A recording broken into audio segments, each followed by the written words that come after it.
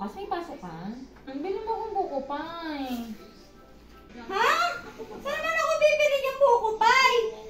Grabe, rest day ko nga eh. Sige, bahala na, mamaya.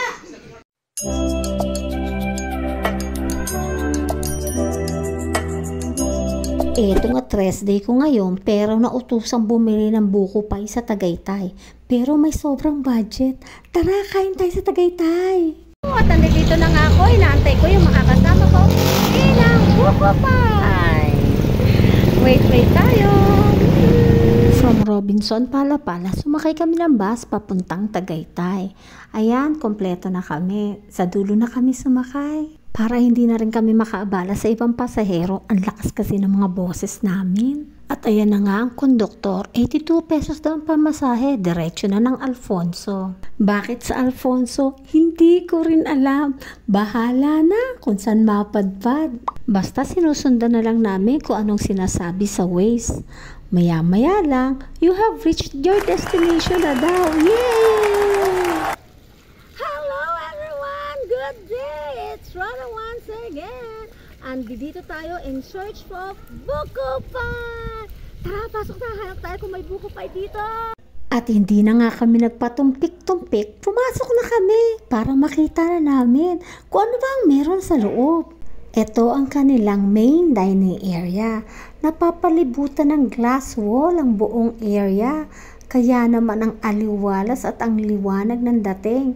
Napapalibutan din ito ng mga cherry blossom trees. Kaya naman kita mo na talaga kung anong tema ng lugar. Very Japanese ang dating. With open kitchen din pala sila, kaya kitang-kita mo kung paano pine-prepare ang mga foods. Dito namin piniling magstay at kumain. Medyo malamig at medyo tahimik kesa dun sa unang main dining area nila. Pero ando doon pa rin yung vibes ng pagka-Japanese. At ito ang kanilang menu. Pure Japanese talaga ang isinaserve nila. Ini-expect ko kahit papano may mix ng Filipino, American or something. Pero hindi. Pure Japanese. Ramen, sushi, tempura, maki roll, anything na related to Japanese, meron sila. Do you also have this kind of friend na hindi iniintindi ang mga sinasabi mo kasi focus na focus sila sa itsura nila sa picture, pero later malalaman nila video pala? Ang kulit ay pang maniwala na video. Ay ayan, dumating na rin ang mga food namin sa wakas. Eating time! Yum yum! And for my first bite, tempura syempre. Susundan ng California Maki. Abay, sold na sold! Ito walang halong etchos. Masarap talaga yung ramen nila. Must try talaga, promise. Since ando doon na rin naman kami, sinilip na rin namin ang kanilang garden. At doon makikita mo na sila mismo nag-grow ng sarili nilang mga herb and spices.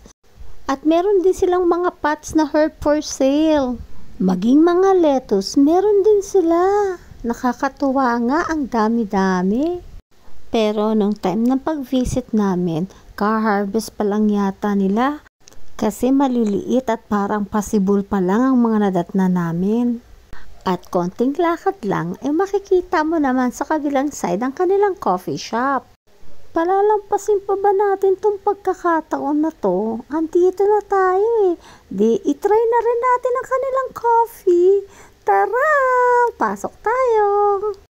Dumiretso na ako sa counter. Kinuha ko na kagad ang menu para ma-browse ko ano bang mga available nila. Ang cute at ang simple ng interior. Bagay na bagay sa afternoon coffee break mo. Ang ganda ng timing ng pagpunta namin kasi wala masyadong tao. Kaya nagkaroon na kami ng chance para makipagkwentuhan sa kanilang barista na si Arthur. And he is kind enough to show us how he makes our coffee. O diba, ang taray, may pag-ganon-ganon pa. Pinakita niya sa amin at in-explain niya kung paano yan gawin. And just like that, our order is complete. Yung strawberry cake na yan, masarap din yan. Dito pala kami kumain sa alfresco dining area ng coffee shop. O diba, Japanese theme pa rin. Talaga namang ang sarap mag-coffee pag ganito ang view mo. Pero di na rin kami masyadong nagtagal kasi maghahanap pa kami ng buko pie. Kasi yun naman talaga ang pakay namin.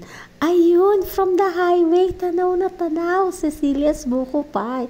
At dali-dali na nga kami pumasok, diretso sa counter, 6 bucks ng Buko Pie please. Marami pa silang iba't ibang klaseng pie at tart pero hindi na kami nag-focus doon. Magdidilim na rin kasi, kailangan ng makauwi at inaantay na ang Buko Pie sa bahay.